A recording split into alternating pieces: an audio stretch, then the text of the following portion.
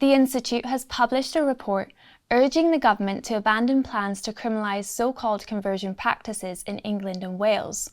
Proving Tricky warns that a new law could impact parents and church leaders, and details how numerous attempts to introduce similar laws across the world have reached dead ends. In one example, a top Swedish judge said the country's existing laws already prevented assault, and new ones should not be used just to send a signal. Reviewing the evidence, Institute Deputy Director Simon Calvert questioned why the UK government has still not relented and dropped its own plan.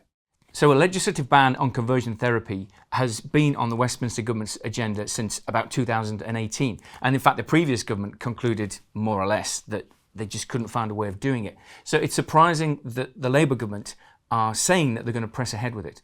And it's especially surprising when you look at other jurisdictions around the world where they have tried to legislate and again found it impossible, which is why we did this publication, Proving Tricky, to document those stories. And here's typically what happens. Activists persuade politicians that there is terrible verbal and physical abuse of gay and trans people going on, especially in churches, and that there's nothing the law can do about it, so you need a new law. But here's what then happens. They find out that the claims are basically untrue, that if it were true, that the current law could be used to prosecute those people.